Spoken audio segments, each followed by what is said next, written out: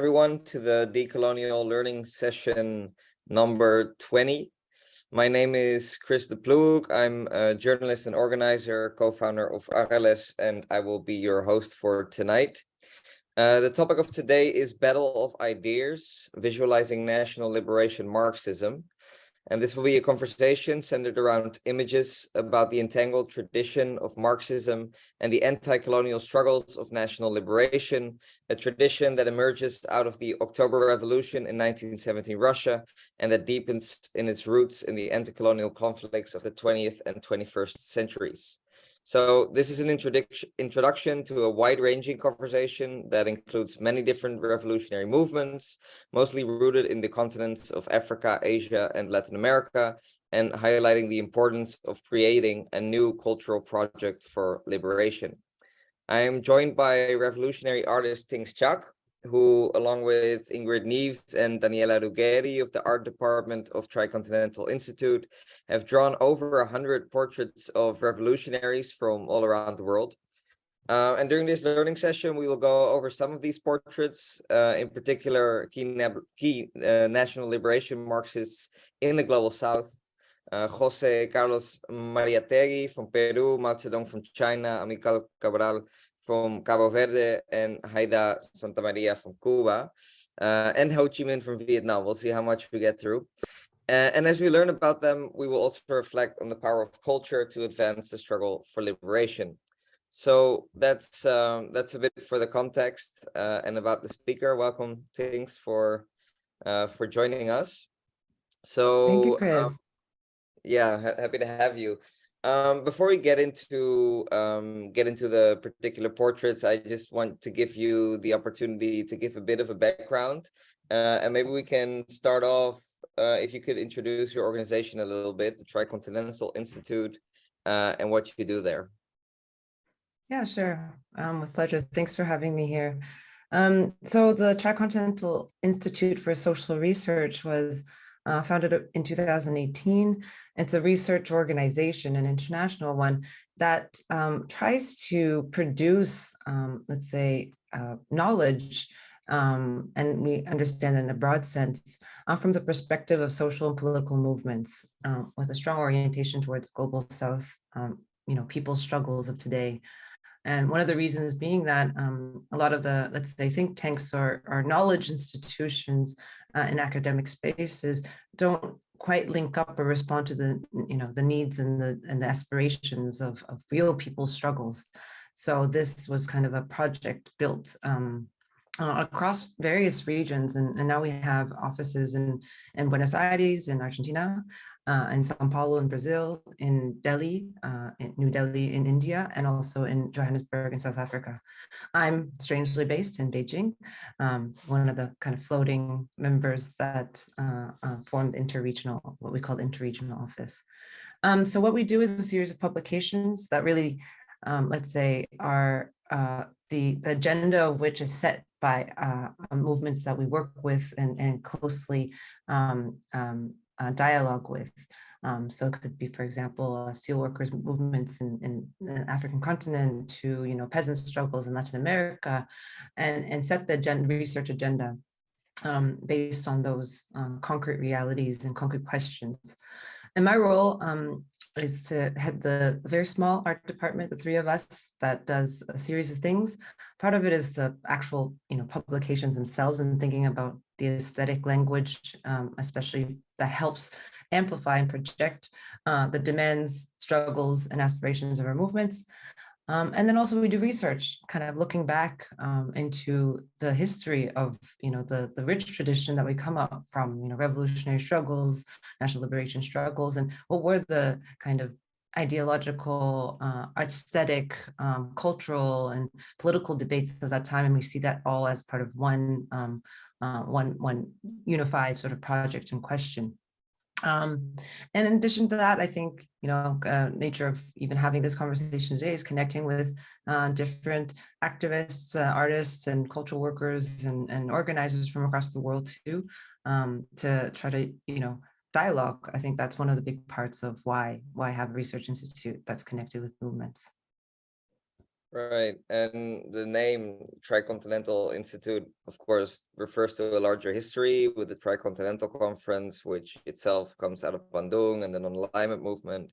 Could you maybe, for those who are not very familiar with national liberation, give a basic introduction of what those traditions are? Sure. I mean, I think actually I have some pictures. Maybe this is the time to show pictures because Alright, go I'm ahead. less exciting than, the mass movements that come before me. So I'm going to do that. I think one of the important things to start with Bandung, and then I'll go into Tricontinental, kind of giving a historical arc, is that Bandung, the conference in the city of Bandung in Indonesia, hosted when President Sukarno was the first leader of the independent post-colonial country, and convened this conference of Afro-Asian solidarity. And why was this really important? It was 1955. A lot of countries were still in the struggle for liberation, but some of the Asian states had already begun their processes. And so 29 newly independent or soon to become independent African Asian states came together, and 5 different countries, some of the large independent movements, the time like India or Egypt, and alongside Indonesia, brought together at that point, and what would have represented half of the world's population, and for the first time meeting actually in the territory of the South, not in the territories of the colonial powers, because many of the independent movements that came before were gathering in the kind of capitals of Europe, which we would find ourselves in Paris or London, and where a lot of revolutionaries could meet. So this was the first real meeting, and was, let's call it, a birthplace of the Third World Project. And that became the precursor to what would be the non-aligned movement that came some years after that. And this is kind of tightly linked to what would happen just over a decade afterwards, which was the 1966 Tricontinental Conference, of course, which our institute draws inspiration from in terms of our name. And that was the moment of bringing together not only Africa and Asia, but joining that with the Latin American processes, which had gone through a liberation struggle that was quite different in the sense that the independence struggles were the century before, in the 19th century, in terms of against Spanish and Portuguese colonialism. But joining that together was really led by the Cubans.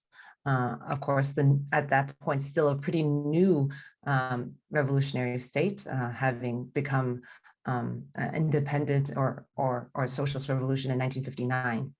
And so one of the things, though, I think it's important to note that Indonesia was a driving force in that 50s period, but Sukarno nor the forces of that time would actually get to see this conference in Cuba that they were actually coordinating and helping to collaborate on, because in 1965 in Indonesia was one of the largest, I think, really genocide of a left project that has happened in the 20th century.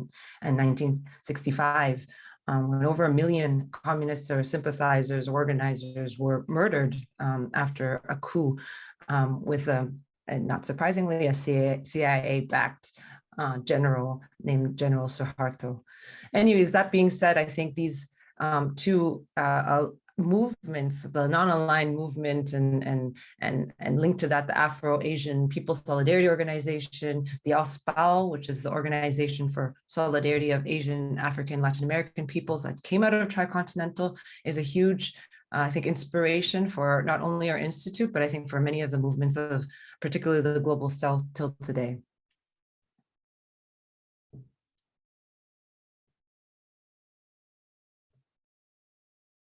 Chris, I think you're muted. Sorry. There you go. Yeah, that's it. I think it's a very powerful tradition, and one of the things I found interesting about the Tricontinental Conference, it's that it also brings like really the kind of radical edge of the non-alignment movement, because of course the non-alignment movement was a big bunch. Some were very leftist, some not so much, and you chose to name your organization after the Tricontinental Conference. And there's a lot of files and dossiers that you have about national liberation Marxism, which of course is the topic of today. So yeah, can you maybe tell a little bit more about kind of the different movements and ideologies that were prevalent within the national liberation struggle, and particularly about why a lot of those kind of became entangled with Marxism? Yeah, I mean, I think this is probably one of the core aspects of our research, or sort of a framework, and how to approach looking at this history. And one of the things is why look back, I think, first of all, is, and I've been rereading a lot of Mao lately, you know, he often repeats the idea of looking at the past because it serves the present and the future. You know, it's not some sort of idealistic, you know, romantic look back into a kind of yesteryear or times gone by, but actually trying to recover the theories, the practices, the strategies and tactics of that moment, and not to apply it, copy and paste, but actually draw from it what we can apply for today and the future. So I was trying to think about that in terms of how to introduce, you know, this Marxism liberation question, or national liberation Marxism. And so I guess one of the things, one suggestions I gave for the reading group is our publication called Dawn, which is specifically on this question. I think it's a great resource for helping us understand this, you know. And I think the Dawn is this pointing towards the future, you know, we're not actually just going back in history. And oftentimes, I think that's important because for the colonial experience in the so-called third world, the path forward was much less clear. You know, after having experienced the brutalities for hundreds of years of colonialism, it wasn't just looking towards, okay, what was it before we were colonized? Because our cultures and traditions were also filled with feudalism, with patriarchy, with all sorts of traditions that actually, as any kind of revolutionary or leftist or anyone who wants a project for a future, has no interest in. I have no interest in preserving the patriarchy of my ancestors just because they were traditions of a pre-colonial time. So in some ways, that is a starting point at some of the questions that were being asked of colonial movements. And I think one of the things is why, maybe I'm jumping ahead, is we've been trying to map this out through images that you alluded to in the introduction. It was very nice. Is trying to find who are these liberation sort of, say, ancestors, the ones that we do want to remember and carry forward, you know? What are their names? What kinds of projects were they part of? What parts of organizations? How are their theories and practices? And particularly of women, right? Because many of those stories, you know, actually emerged quite organically, because I was sort of tired of drawing, you know, Marx and Lenin and male figures that, even though I love them, you know, but where were the women? Where were their contributions being registered in our history books, let's say, in the history of the left? And so I'm just cycling through some images, and probably will just go along with it as we go. And please, Chris, interrupt me anytime, because I think I was just like putting stuff for us to think about. So part of that is uplifting this theory and practice, you know, coming out. So we have a series also on we call them women of struggle, women in struggle. So uplifting the women, particularly in the national liberation struggles. Here we have from Kanak Mukherjee from India, Nela Martinez, who's an Ecuadorian feminist, and every March 8th, we're trying to recover that history as well. And then, of course, I like this image, which Christy sent to me, because they're photos from the Arts of Resistance Festival that was organized in the Netherlands, where the idea of recovering this history is also to feed and you know, give inspiration to the living struggles of today. You know, there's not something to put in just in our publications or in a museum or a gallery, but in the lived places, you know. And, you know, Mao loved to talk about, you have to speak in the lively language of the people, you know. And this is also one of the things of why we put such an emphasis on the aesthetics and on the on giving life, you know, to the histories as we discover them or rediscover them. I didn't really answer your question at all. but actually now to straighten her back, you're going, I think this is a presentation of like how my brain works more than like how it's a very structured class. I hope that's fine. It's totally fine as long as at the end of it we know a little bit more about national liberation, Marxism, and some of the revolutionaries. Then we're all happy. Yeah, perfect. Okay, so back then to straighten her back. That helps me think that we're going to Lenin. Because okay, so Marxism arrived in the into the colonies in a very different way than I'd say like the left tradition in Europe. I think this image says something because it talks about what it takes for ideas to actually transmit. You know, we're not living in the digital age at the turn of the century, you know. It was how difficult these revolution ideas would get to places like China or Vietnam or, you know, throughout Africa. And the image on the right is actually about, I saw it in the UK. It's a map in an office where Lenin, when in exile, used to stay and write for Iskra, the Soviet Bolshevik paper. And this is a map of its distribution channels, you know, and just thinking about the people who risked their lives literally just to get those, you know, publications to the hands of the people. That's just in Europe, you know. How do you get that into the hands of people who need it, who are, you know, in the literal trenches of the global South? So in a way, it was through Lenin that Marxism entered our anti-colonial struggles, because he was the first person to really bring up the thinking of, okay, so what happens in the colonies? What happens in these so-called backwards countries that have been systematically underdeveloped because of the project of colonialism? How do we apply this Marxist tradition where we don't even have an industrialized economy? We don't have the so-called proletariat working in the factories. How do we drive a revolutionary project forward when you have 80% illiteracy, 80% infant mortality? You have a kind of condition that is so different from the industrialized North or the West. And so that's a kind of starting point of thinking about why national liberation and Marxism, or how it comes together, begins to come together. And one of the things that Lenin was writing about, and I really like this quote, is that when he was talking about building Soviet power, is that, you know, it's not a talisman, he says. It's not a miracle working talisman. It doesn't overnight heal the evils of the past, illiteracy, lack of culture. By lack of culture, we really mean like the lack of access to culture, lack of education, and the consequences of war, of capitalism. But it begins to pave this way for socialism. And that's where the signal was. It gives those who were formerly oppressed a chance to straighten their backs. And in a way, that's where Marxism meets us, I guess, in the South, you know. And I found this really nice drawing book. I draw, and I thought this was incredible, you know, where you have figures. This is from the 60s in China. And this is the figure of a human being, you know. You have a proud position. You have images of peasants standing upright, soldiers standing upright, you know, workers standing upright.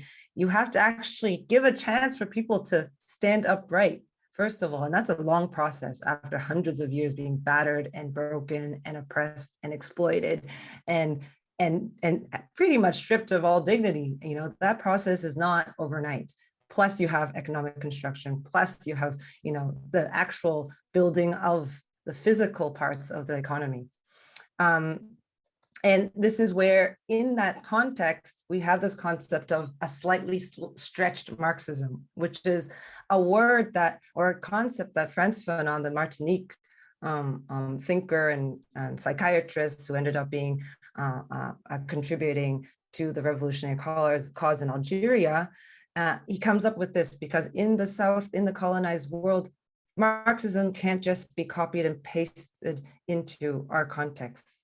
It has to be stretched, molded, and responded to the actual conditions and realities that we live. And so that's a concept. This is a drawing we did of Frantz Fanon. And thinking about that, and in some ways, I would say, if we could give a very short description or a definition of what national liberation Marxism would be, it'd probably be the slightly stretched Marxism fitting the real conditions and struggles of the global South and of the former colonies. So that's my long-winded answer. Yeah, and I think also it's interesting because you opened with all those channels in Europe, and some of the quotes from Lenin. Maybe I think it's also striking that for a long time it was believed that because the West was already industrialized and you had workers with the powers to do a national strike and things like that, that the revolution would start in Europe. But that turned out wholly differently, of course. It started in the Soviet Union, and then it kind of spread from there to the global South. And actually, Western Europe hasn't had a proper revolution ever since. We're still waiting. It'll happen one day. Yeah.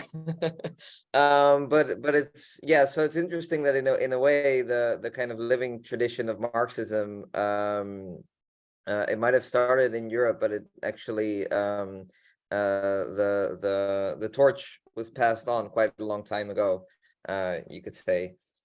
And yeah, that also led to a whole different theory, of course, with like focusing a lot more on peasants rather than only on workers. But I think maybe we'll get to that also once we go over some of the revolutionaries that you picked. Yeah, sure. So I think maybe it's cool. Let's try to get a start and kind of deepen our ideas and knowledge of the tradition by going some of these particular people. And I'm seeing you're starting with Mariátegui, which is also interesting because you mentioned before kind of the as revolutionaries, we want to take the best of our ancestors and not the worst. We want to take the revolutionaries and not the patriarchs, so to say. And I think maybe Mariátegui is an interesting figure, of course, because he also looks at some of the kind of communal socialist traditions within indigenous peoples of the South, which I think also today gives a lot of inspiration for social movements. So I'm happy to hear how he integrated that into Marxism. Sure. I mean, I'm going to give myself a disclaimer that I am by no means like qualified to, give a lecture on Mariátegui. But what I'm hoping to do in this, time we have together is at least present some of the ideas and how, weave them together a little bit as little, little nuggets from further study for everyone. So Mariátegui, I mean, you give a good introduction already. He was from Peru. And he born in the turn of the century, he was sort of politicized in this post First World War and the interwar period, and started to already see this sort of liberal Western world sort of crumbling and studying the realities in the Latin American context. He was quite self-taught as an intellectual, but circulated in the avant-garde intellectual circles in Peru. And his stance at the time, was under at the time it was an oligarchic regime in Peru, and he was quite pro-indigenous, had a strong stance against the regime, and that forced him into exile in 1919, and where he went to Italy.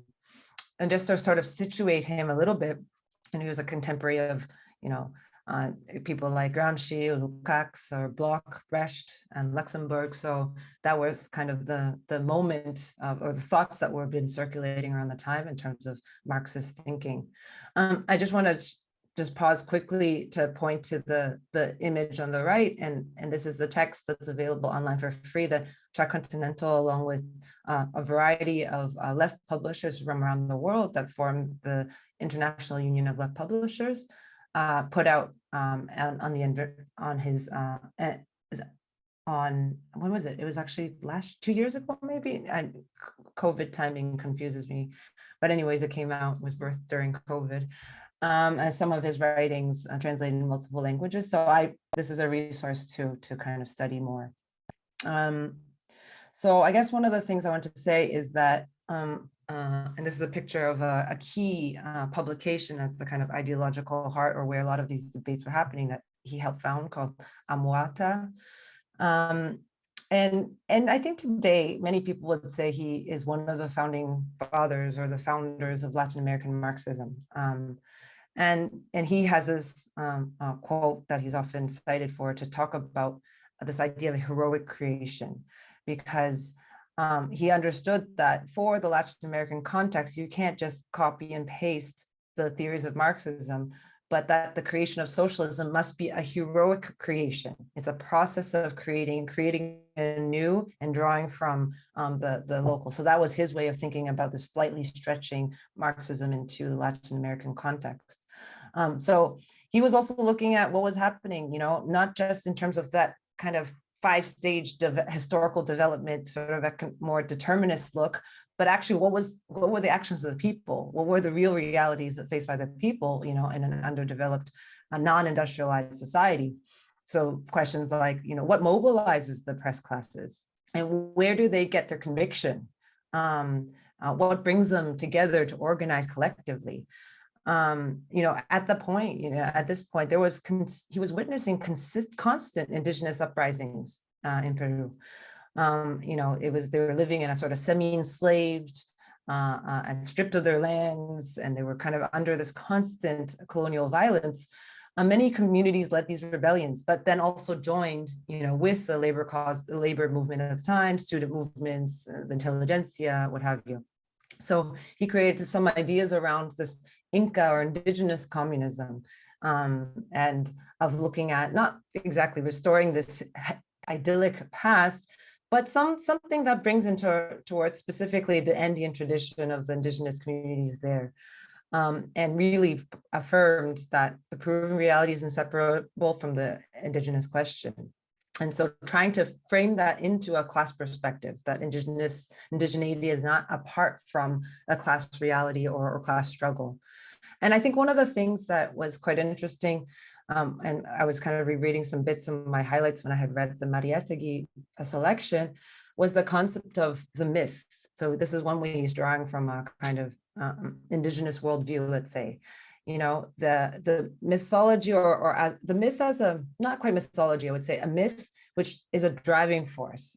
It's the kind of force or aspirations that mobilizes people, that in a language that the people can understand, and that invites people to in this heroic creation. And I think that's something for us, people involved in social movements today. It's quite interesting for us to think about what is it.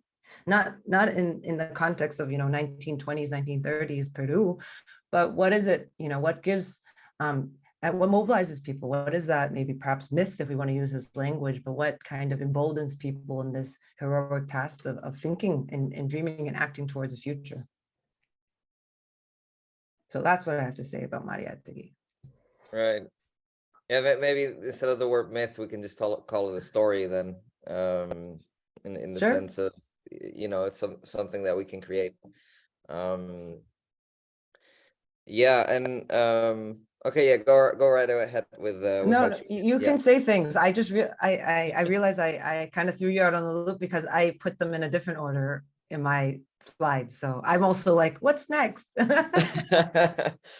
we'll get surprised.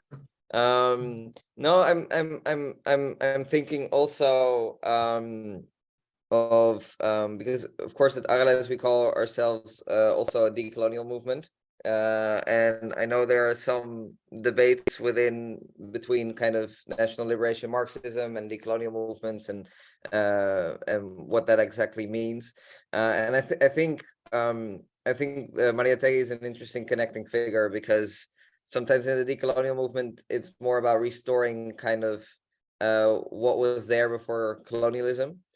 And of course not, you cannot do that literally ever. The world has changed, but I think it's a very crucial point that you were making about honoring those ancestors that have done great things. And I think specifically within a lot of indigenous peoples, we don't necessarily always see that patriarchy, and those kind of very hierarchical past, maybe things like caste society in India that were of course abused also by colonial powers. So a lot of the things that we call traditional might not have been actually very traditional. They might have been co-opted or used and abused or even created or inflated by colonialism. But there's I think this work also about what it means to honor the ancestors, to recreate that anew, and to create a new world, and do that, yeah, by honoring both the past and the future, right?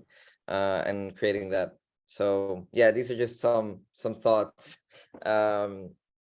I was having. Oh, I mean, I think that's absolutely true. And I think there's sometimes, and we'll get probably more in that when we talk about um, sort of the critiques or of national liberation Marxism, or, you know, this sort of sense that it's not quite really Marxism, or real, you know, living examples of socialism, not quite socialist enough. There's also in some ways this sometimes not even by, I think, sort of people who think about a pre-colonial past and maybe some romanticization of it, but there is also a kind of colonial attitude around like a more pure, you know, form of what a society is. And there's almost like a fetishization, I think, of like a poverty as being more authentic, as like more, yeah, there's something in that. I think we can elaborate more as we have this conversation, that it rubs me the wrong way often, you know, because there is, you know, I think a sometimes pretty conscious look at saying there's tons of traditions. Tradition is not sacred in that sense, you know, like if we want to build a different society, and if we are socialists that want to build a socialist society, then we have to remove the elements that were fundamentally contrary to that, you know. I'm not going to ever think that foot binding is a great thing, or that I'm going, you know, whatever it is that you have, these sort of traditions that come from a feudal society, you know, because that is just completely opposite to the goal of building a more fair, just society where, you know, human beings can reach their, you know, potential. Right. But let's develop that more. I already gave the, you know, punchline away. We are talking about Ho Chi Minh. Okay, Ho Chi Minh. That's I mean, he's so, Uncle Ho, so much to talk about. But I think why I moved him further up in history, because I realize it's also respect of elders. I mean, he definitely was born, I think, the earliest amongst the people that we chose to talk about. So, okay, so I think we already mentioned this. Okay, it's the revolutions started actually on the periphery of capitalism, not in the center, which was, you know, a surprise to many, beginning with the October Revolution in 1917. Of course, the 105th anniversary just passed last week. And I think this year is the 100th anniversary of the founding of the USSR, like officially, right? So I guess there'll be more anniversaries coming up. So anyways, this is something that the revolutionists from across the colonies paid close attention, you know. Obviously there was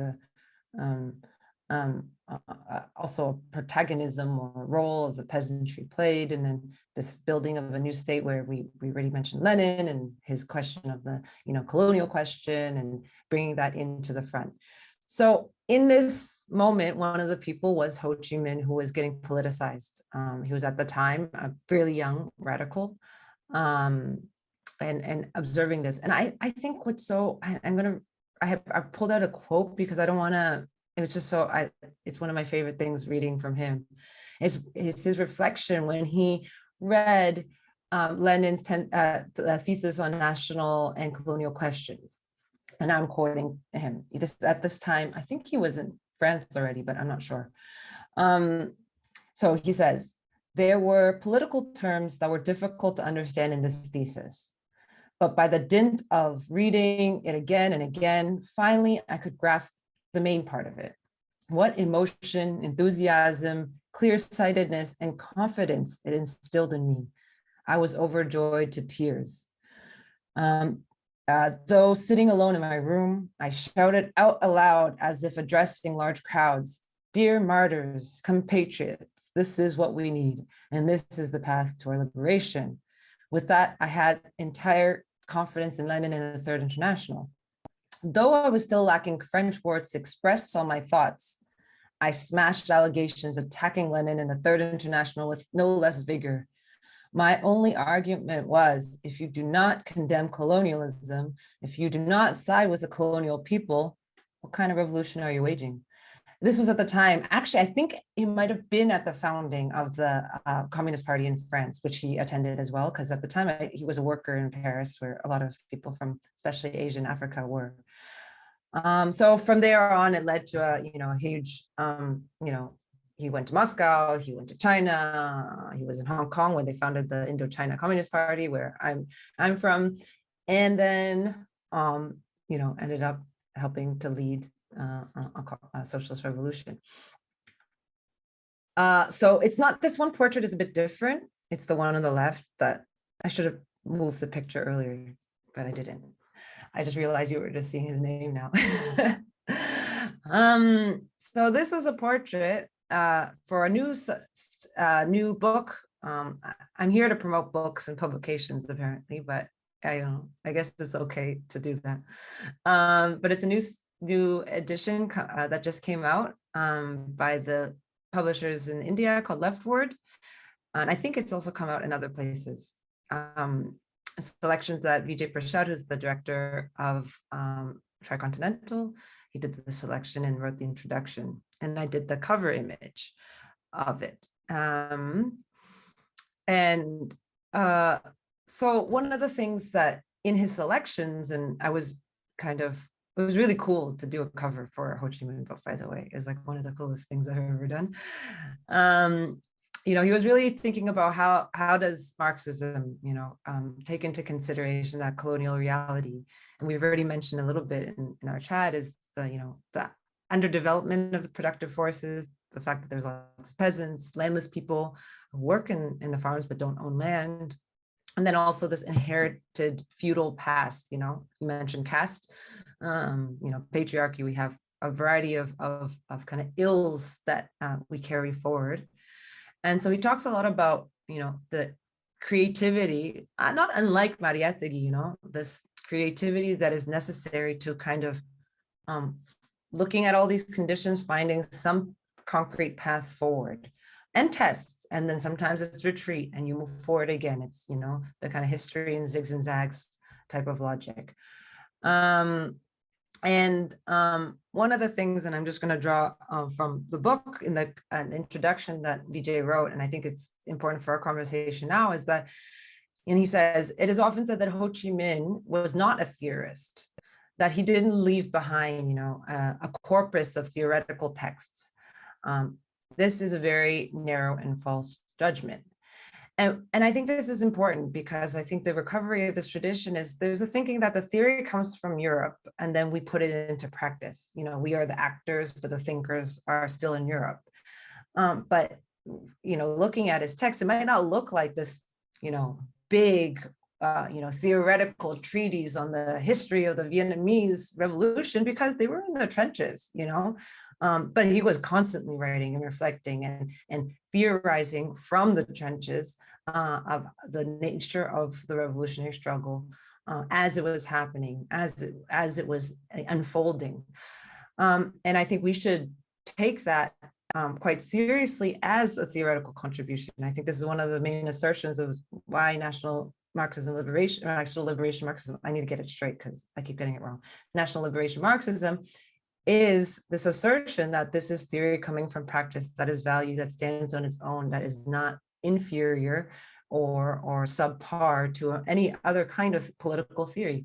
And I think that's the one thing that's quite, I think, important to why this project, why now, and why that assertion still needs to be made, especially I think for this group that's quite interested in the question of decolonization, or this continued process of decolonization, and how we treat knowledge and the knowledge that's produced from movements and political struggle is, I think, a big part of decolonization.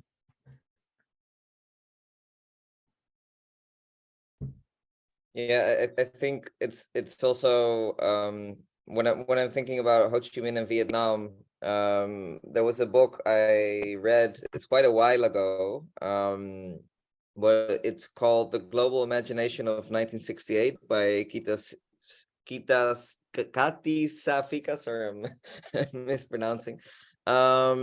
and basically it's very interesting. He goes into all the kind of major movements, and there was a lot going on in 1968, but what he also shows is that kind of the Vietnamese revolution and the fight against the United States was a major influence on the entire world. And a kind of turning point was the Tet Offensive, when basically the Vietnamese resistance kind of turned around the war in a major operation that managed to stay completely secret and blindsided the Americans. And while they kind of attacked so many American bases and etc., they actually left the antenna so that the media could kind of broadcast that offensive to the entire world, which I thought was a very powerful thing. Kind of it speaks to how much the revolutionary center shifted, and kind of, yeah, people were inspired, right? Like if we look also even in the United States, for example, kind of the imperial center, what were people inspired by was things like the Black Panther Party, right? Who considered themselves Maoists and were looking to Vietnam, and even people like Martin Luther King by that time were inspired by the Vietnamese resistance, became anti-war activists. And I think this is just really speaks powerfully to that influence, and the fact that the revolutionary center shifted so much after World War II, basically. Yeah, absolutely. Actually, I just have another image. I don't know if I can show portraits that I didn't make, but the portraits that I like.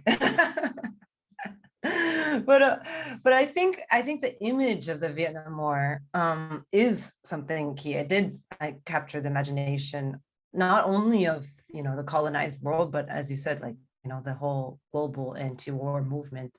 And I think one of the things is, maybe that's actually quite nice that you mentioned the Tet Offensive and the broadcast. And I had a chance, like, going back to this is a cover I made, and it's highly referencing, I should cite my sources, referencing this Cuban artist, because the Cubans were also paying a lot of attention to Vietnam, and the Tricontinental, which the conference then produced a magazine that had the same name, constantly was covering the Vietnam War and resistance. And so I just want to maybe say a few things about this, because I'm very passionate about this artist. And I guess in some ways it's also looking at the tradition we come from of artists documenting the movements, and how that's important for us to have registration. No, that's sometimes my English gets confused with other language. But just, yeah, some kind of archive, visual archive also, you know, in the trenches is not the place that is that easy to keep documents and, you know, carry your, you know, well, however many tons it weighs. It does not tons, but, you know, the typewriters and the guerrilla struggle is always impressive how anything gets reduced in those conditions. But anyway, this Cuban artist, René Medeiros, he's self-taught graphic artist, and he became the actual head graphic designer of the propaganda commission of the Communist Party of Cuba. And he was actually sent in 1969 to go and document the struggle in Vietnam. And he marched for months along the Ho Chi Minh Trail alongside the guerrilla soldiers and documented. And he did this portrait, one of them on the one on the right, which I reference, and they became, you know, paintings, and, you know, national postage stamps, you know, a way to kind of share the image of the struggle with the Cuban people. But what's interesting is how he painted this, you know, and this is why I really wanted to reference this image for the cover.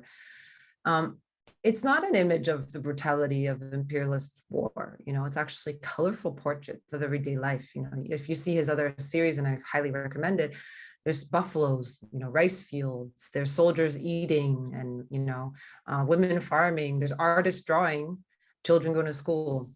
And I had a chance to talk to his daughter, who's still living because he's passed away now. And she remembers she was a kid, and when he came back, you know, she was like, looking at all these, war stories through these kinds of almost idyllic images, and one of the things he was talking about was like, oh, these are portraits that that represent Ho Chi Minh's promise of building a 10 times more beautiful Vietnam. It's not just about exposing the brutalities of war and aggression, but about a future that we want to build. And that was his way of painting. And on the left is actually another artist from Venezuela I really like, and he was kind enough to let me use his image, as is him drawing in the style of Rene Vederos, of him in the field drawing the guerrilla fighters of the time. So it's like, it's very meta, portrait of portrait of portrait. And then I did a portrait. But one thing I really want to highlight on is this moment where Ho Chi Minh, Uncle Ho, is sitting by the riverside. He's reading, he's alone, he has his back turned against the forest, and he has some more books next to him, so he's going to spend some time. His sandals are off. This is the middle of, one of the most, violent imperialist wars of the 20th century, and this is what he's doing. And so when I saw this, I was like, wow, this is resistance. This is an insistence of people's struggles, this insistence to live despite the horrors of imperialism. This is the spirit you want to carry forward. And just as a, little comment, and I really, I think it's important to zero in on the sandals, because the sandals are really important symbol, image of the communist guerrilla fighters, not only because they were useful, because these are wet terrains, you're navigating, the rivers and, or the tropics, but they were also made from recycled car tiles, so car tires.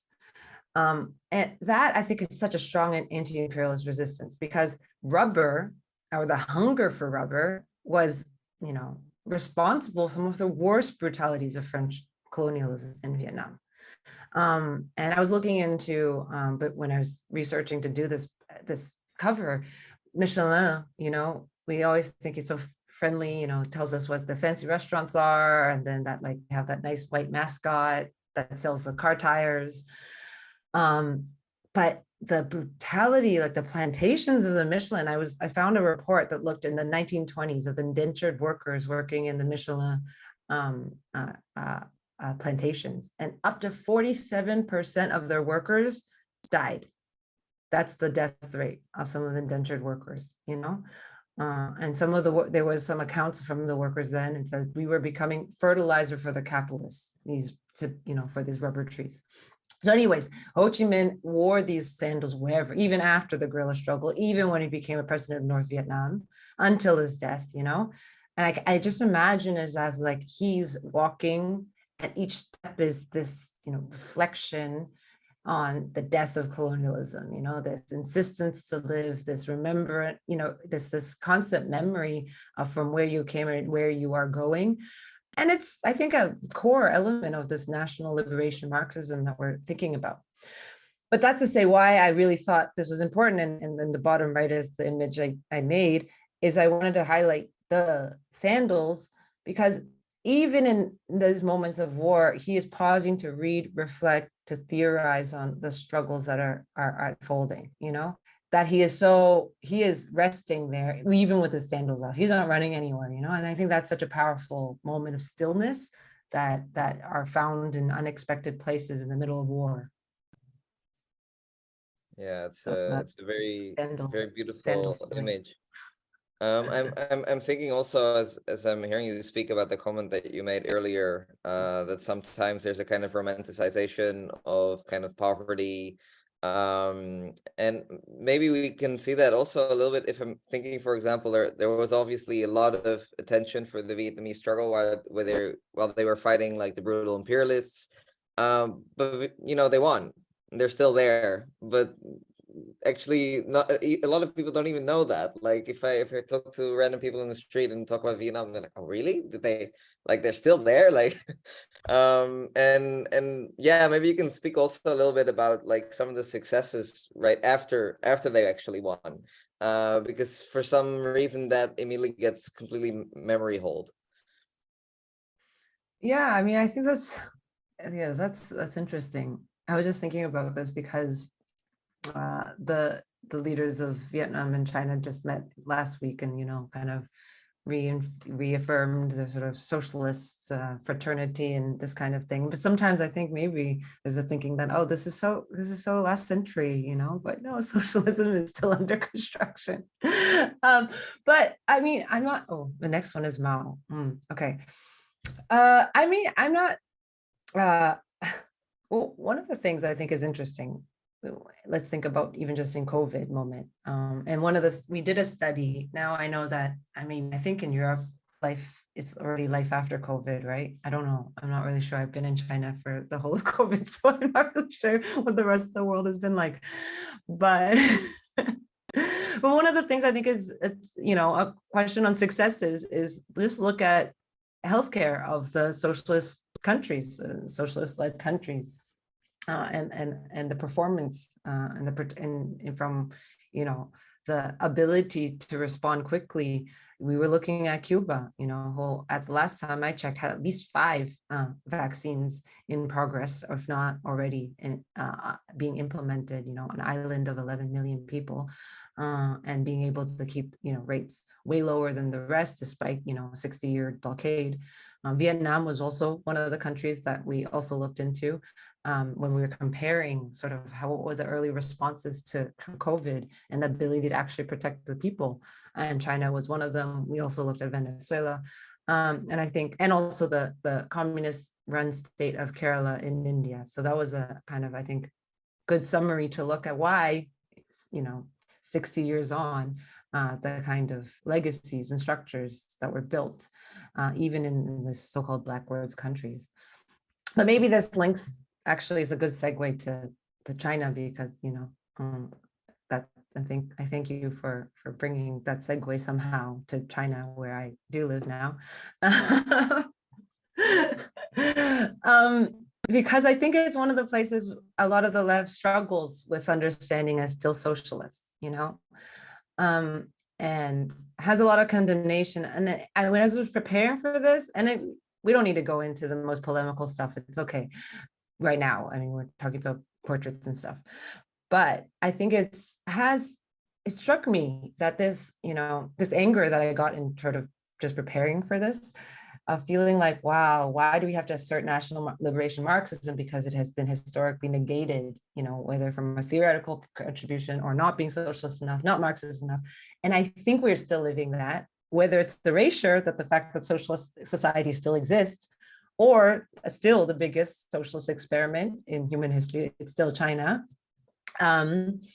is not socialist in the definition enough. Not saying that there aren't problems, not saying there are many things, and that's another maybe study class that we can do.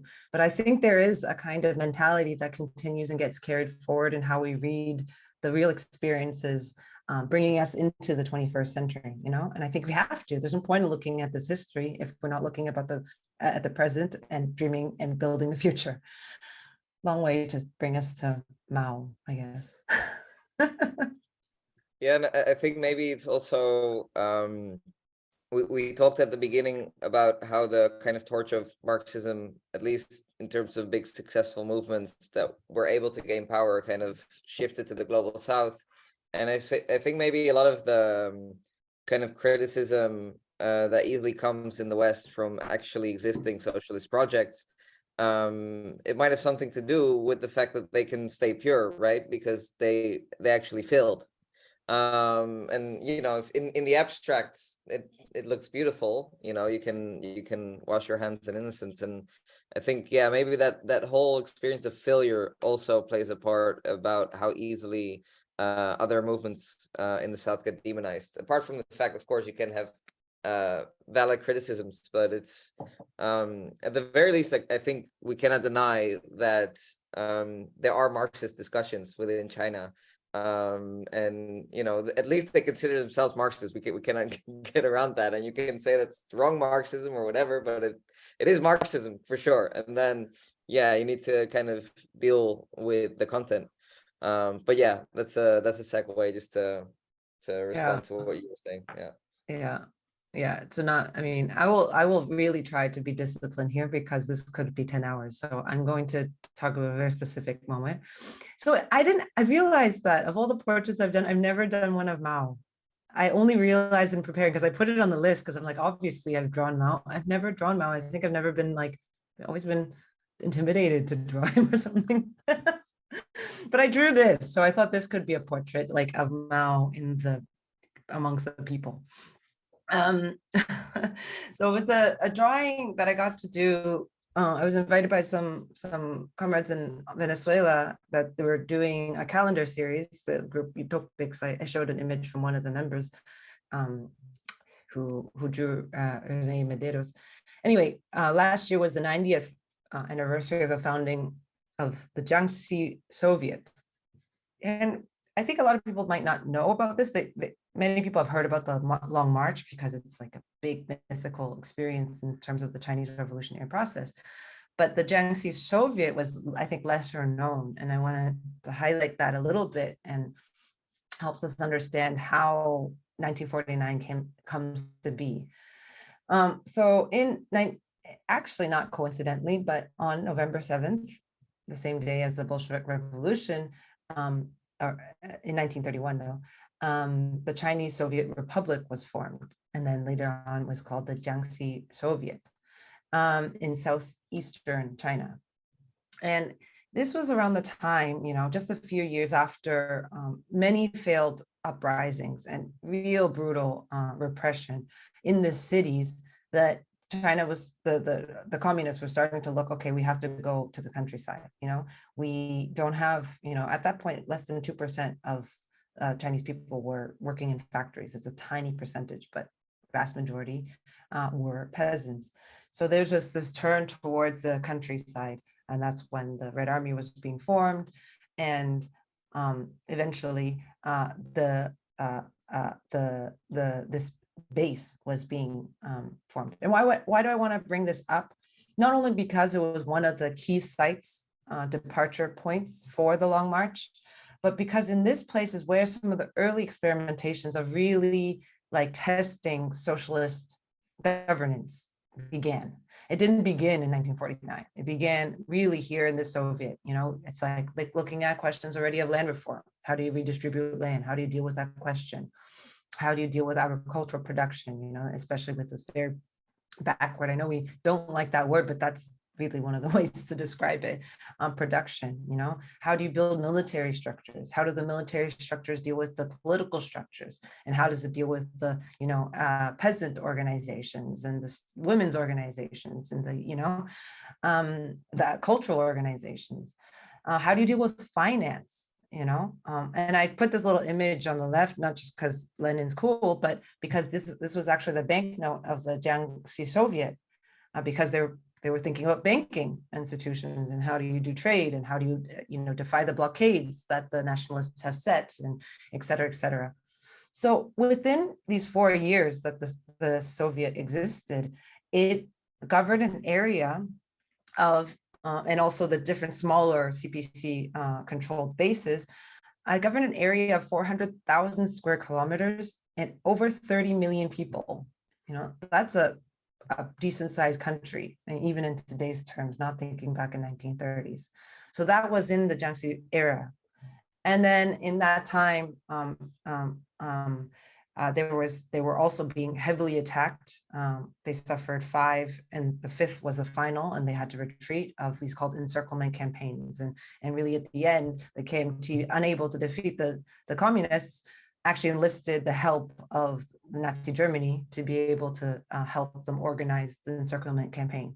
And the 5th and final one is when the communists went to retreat, and this historic Long March, which is this drawing, trying to chart a path. And that path, I think that people will be more familiar with that, but we're talking about a year-long trek. They crossed 18 mountains and 24 rivers. And when you began with 86,000 people, actually 3 columns, but this was the central column, only 8,000 arrived a year later and to form the new base in Yan'an. Not everyone died, some died of starvation, being, just hypothermia. some were killed because it was constant air raid bombardments. Some people defected and just simply gave up. But you're thinking about, wow, you build that massive Soviet base, it gets destroyed again, and you go on this march and you try to build a new. And I'm not really talking about Mao directly, but I guess I'm talking about, I'm not actually, I guess it's important to say, like, the reason of doing these portraits isn't really about just like heroize, bringing the hero stories, but we need to know who they are first, because there are leaders in movements, and in history, there are leaders that drive forward historical processes. But so I think it's actually good that Mao didn't draw a picture, but also what he helped create and help move forward.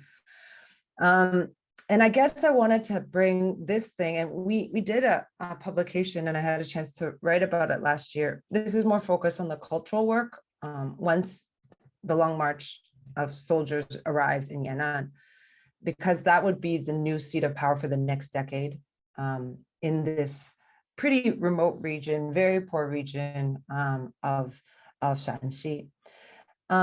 And from these 8,000 people, over that decade, they would grow again, grow to a membership of 1.2 million people. So keep growing, constantly experimenting, sending cultural brigades, so, learn the peasant songs. And so to be able to popularize the political program and, also lift the education levels, the political conscientization, et cetera. At the same time, building the sort of peasant, arming the peasants so that they join the military forces. At the same time, sort of defending against the nationalists, growing. And by the end of this decade, remember, there were 8,000, very, like, 8,000 people and maybe a few rifles. It was like very, very ragtag. They would go into an area with 100 million people, governing areas of 100 million people. So that's just to say that, the socialist experimentation, socialist governance did not just begin overnight once, Mao was standing at Tiananmen Square declaring the foundation of the People's Republic of China. It comes from actually decades of struggle, of building a new society, then being defeated, then retreating, then going forward, then retreating. And I think that in some ways hasn't ended even with 1949. There's been so many stages of this socialist construction project that if we're impatient and only willing to see, what is in 5 years ahead of us, or like, I don't know, make China seem like it's stuck in 1976, the Cultural Revolution or something, then we won't be able to understand how it's generational processes of testing, retreating, making many mistakes, retreating, and this it's what I think socialist construction is. And I'm glad you raised the point about this sort of living, really existing socialism looks like that. It's not going to fit any manual. It's not going to fit anything that Marx ever wrote about. It's not going to fit anything that we might imagine in abstraction, but it's a whole lot of trial and error, experimentation, mistake making, and you have to see progress along the way, or it won't maintain itself, I don't know. I think that's what I want to say. Great. Yeah, I'm in the interest of time, this time I'm not going to interject and just let you move on to the next one, because I'd be happy to, if we can also get to cover it all. I'm not sure if he's the next one, but you changed the order. There you go, I guess, right. Yeah. Okay, it's good, because the last ones I have less to say. Perfect. Okay, so Amilcar Cabral. I think it was important. I think the African, each continent really had, each country had a really different process. But of course, I think in the last decades, really was led by the national liberation struggles in Africa. And also one of the last strong national liberation struggles being South Africa. So that's even maybe some people here is living memory. I'm not going to reveal my age, but one of the, I think, important things that I want to bring in the struggle in the Portuguese, former Portuguese colonies, is because it also had an impact in Europe. That the struggles for liberation particularly in these Portuguese colonies. So that's why I chose Amilcar Cabral, aside from being an amazing revolutionary. So at this time, you know, many people, young, talented, or progressive people would go to Portugal to study, and many of these students began their political careers actually in Europe, and at that point in Portugal. Whether it's, you know, official student or African student organizations, or to clandestine groups, study groups, etc. And Amilcar Cabral kind of came in out of this midst. He was born in Guinea-Bissau, but he ended up was being one of the prime founders of this organization called PAIGC, or the African Party for Independence of Guinea-Bissau and Cape Verde, which is an island right next to Guinea-Bissau. So this was formed in the 50s, in 1956. And one of the things that this organization, this struggle was trying to reflect on is that they were already seeing countries beginning to gain independence, but they didn't want what so-called flag independence. You know, they didn't want something just on paper, just to gain territory, but had to be connected with the liberation from colonialism that looked at the social elements, the cultural elements, the political elements, and the economic elements. And sovereignty was thought about, and national sovereignty was thought in a much fuller way than thinking about this flag independence. And in this struggle, they took on many different kinds of, here's actually, I just point, this is where Guinea-Bissau is. And in West Africa, I should have situated it better. But so from, you know, armed struggle to organizing strikes of workers to educational programs, cultural resistance. So I was looking at it in broad front. And one of the books or speeches he gives, he looks at these 4 levels of resistance, and it's quite good. I would highly recommend it. And so one of the things that they were looking at is, especially in the guerrilla struggle, it wasn't just a military one, you know, they really wanted to look at how to address the material conditions and the material realities of the people. One of the things in analyzing the realities is Cabral saw that, you know, the country had 80% infant mortality rate. That in the country, there were only 2 hospitals for the entire country. And I think at a total of like 200 beds for the country. The illiteracy was very high. And there was the industrial sectors was pretty much non-existent. He's often quoted to say the famous line, tell no lies, claim no easy victories.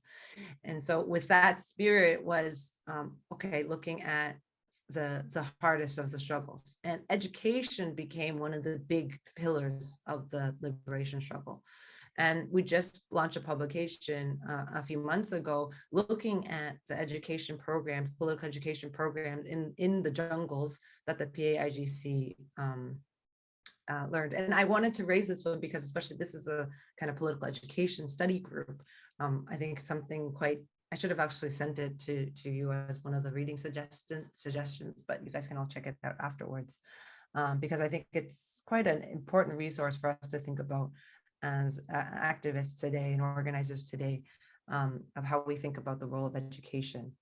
And I wanted to just point, and the last point here is how much he believed in this realization, the human formation, the realization and the becoming human being that was a part of education. It's not just you need to learn to read so that you can, you know, help develop your society economically, industrially, but it's also about this individual human self-fulfillment to become, you know, a full human being. So that's the 2 points I really want to make about Amilcar Cabral.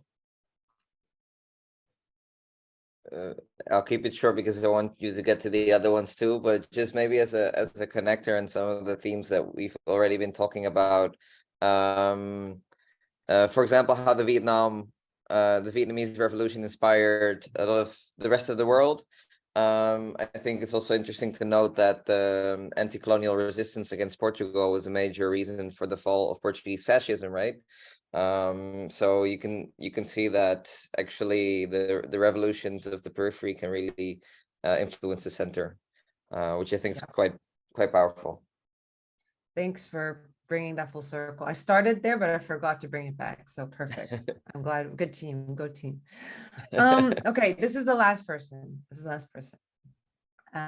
Aide Santa Maria, because talking about realization of human being, I realized that she has to be the ending for us today. Not the ending, but okay, whatever.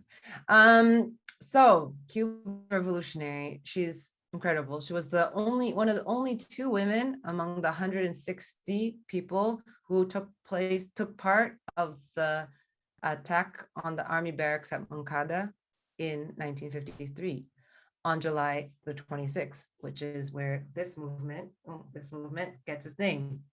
Of course, the movement with Fidel, with all the guerrilla fighters that brought Cuba to revolution. So this was, in some ways, considered a failed attack on these army barracks. She was arrested alongside her then fiance and her brother.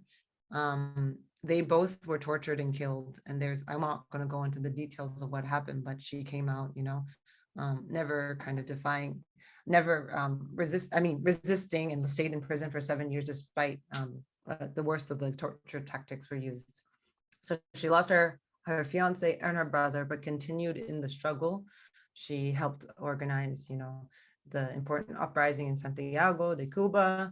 She was one of the key leaders of the July 26 movement that was in the Sierra Maestra, organizing the campaigns in the jungle. And then also a lot of the underground resistance movement within the country, but also internationally, to help acquire arms and funds to support the Cuban Revolution. And then she was also one of the founding members of the Central Committee of the Communist Party when it was finally founded in 1965. That's her kind of short political bio. But what I really wanted to focus on was her participation in cultural work. Not just for my bias, but I think it's one of the really important aspects that we can't see as separate from any other, political struggle. It's part and parcel of that. The ideological struggle goes hand, army of the pen, army of the sword, that kind of thing. But so she was one of the people that helped found this really important cultural house that still exists today called Casa de las Americas. And it was one of the ways, Cuba has, its whole existence has been under a brutal economic blockade. Even we saw during the COVID period, the access to medicines or syringes, it's just an inhuman crime. But that aside, one of the things was finding this organization and to be able to break the cultural blockade that the island was suffering. And so really was trying to connect the intellectuals, artists, and cultural workers across the Americas to be able to dialogue and bring the revolutionary ideas of Cuba, but also connect, progressive and leftists. And I want to raise this because the last publication we did, the dossier we did, was actually collaboration between Tricontinental and Casa de las Americas to create, and I shared this as one of the readings on the 10 thesis of Marxism and decolonization. And I think many of the topics that we've been discussing here is kind of around those themes, and principally this idea of the battle of ideas that, Fidel Castro helped provoke in the 1990s, how do we confront especially the onslaught of neoliberalism that came after the 1980s, and how we think about human life? How do we challenge the cultural industries, that, and it's, associated, whether education or organized religious communities and all that, that help sustain certain, neoliberal ideas. And So he was instigating this kind of debate, and some of this text is reflecting on this this moment, but then bringing it into the present. And I think it's still very, I think, an alive question for us as projects of the left, of how do we actually confront on the realm of ideas and battle over the hearts and the minds of the people. It's probably one of the largest struggles of our time, because the fact is, if we're looking at from a Marxist lens, culture is not associated or different or not or removed from our material conditions of life, and also our ideas are very much rooted in that. Even just when we're talking about heroic creation, we're talking about creation in the sense that Ho Chi Minh talked about. If we need hope, we need a vision for the future. That's not just a fantasy. That's actually a thing. That maybe that myth, the myth as Maria talked about, but it needs a material basis. It's not a fantasy. We're not just building a fantasy. It has a concrete material basis. And so I think Santa Maria, I think, is a big inspiration because of how much she understood the role of culture for feeding us physically and spiritually, and how it's connected to economic and political forces. And I was just ending here, and then we can have, if you have some time for a couple of questions or whatever, is then I just wanted to show, we had a really nice opportunity to use some of the collection of Casa de las Americas art from one of these great Latin American artists. And the collection was named after her.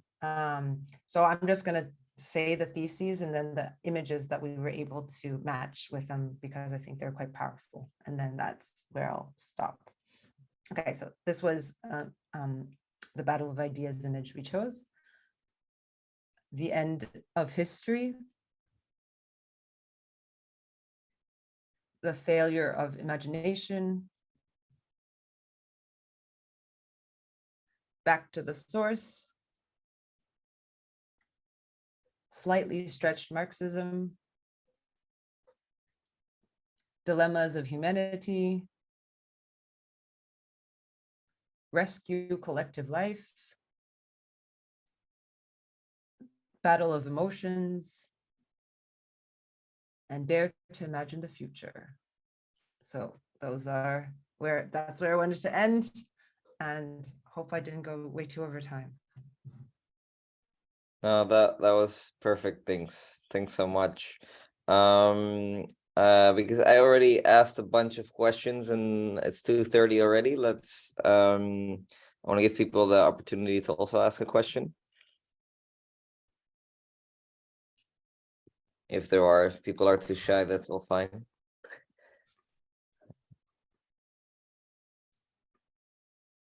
All right, then I think I'm just gonna try to end with one final question to kind of round it out, because we kind of zoomed in, and you touched on this a little bit in between, but I want to ask about it more. Is we've been talking about leaders, right? About, in this case, 5 people who had a major mark on the movement, and of course there's a kind of critique on focusing history through the eyes of just leaders, right? It's movements making history, but at the same time, leaders are also important. So I'm thinking, like, maybe as you prepared this, or maybe as you drew these 100 portraits, or with your comrades at the Tricontinental, like, what are some of the things you notice, like what makes a great leader, and what do you think is their role? Maybe it's hard to generalize, but I want to ask the question anyways. Yeah, I mean, I think, yeah, it is interesting to talk about leaders, I think, and especially in kind of milieu where there is a tendency towards more horizontalism, or a sense that, leaderless movements as being more authentic or more democratic, I guess in some ways of learning the histories of leaders is, I think we are still people that identify with human beings, especially people. There are, I don't think history is just driven by, ideas in the abstract, or just like the spontaneity of people who have very valid and frustrations with the realities and the oppressions that they experience, be it in, a kind of strike that emerges, or a peasant revolt, or a variety of kinds of struggles that can emerge. I don't really think that's something that sustains, and we're still actually talking about some of these leaders because they link themselves, I think, deeply, if there's any measure of it, deeply with real mass struggles of the times, and could bring an expression or maybe a clarification or a distillation of those ideas and kind of form them back that can, in a language that people could understand, and into a practice that they could practice. And one of the things I think we've been exploring a lot in Tricontinental, and one of the earlier dossiers that we published was called The New Intellectual. And I think, of course, we're not saying that intellectuals drive any kind of popular mass movement, but it's actually looking at how the possibility of these organic intellectuals and intellectuals that emerge out of the class struggle, emerge out of the situations that help generate these ideas. Maybe that moment where Ho Chi Minh is sitting and taking off his sandals to read and reflect and distill from the collective wisdom, some clarity of path forward, and bring it back. And I think that is the role of a leader. We need people that can do that. I don't believe in I think it's magical thinking to think that the spontaneity of the masses itself will drive us towards building socialism or a new vision or new practice of the world we want to see. So I think in some ways, maybe that the distillation of the collective wisdom, being able to bring that back to real organized struggle. Right. In a way, a leader is also a synthesizer of everything that goes on in the movement, and then able to articulate that and move that forward. And even if there's Gramsci talked about that, this permanent persuader, permanent, this permanent process, maybe permanent synthesization, permanent, this process of seeing the practice, okay, testing it, taking it back, and I think that is probably and of course a leader or leaders ought to do. And I'm also thinking spontaneity, of course, it plays a huge role in the sense of you cannot, like, the Russian Revolution also wasn't predicted in that sense by anyone, but then to be able to seize that momentum and drive it in a good direction is requires organization. Absolutely. All right. Thank you so much, Tings, and thank you, Edwina, for doing the technical stuff. Thank you for all the listeners. So this is Arles, Decolonial organization. We have learning sessions every month like this, and so you can follow us on our website, on the social media. There are also some reading tips and the suggestions that Tings Chuck gave, so be sure to check it out. And if you want to donate, we're doing this voluntarily run. That would be really great, and you can find the information on our website too. So I want to thank everyone for visiting, and that's it. See you next time.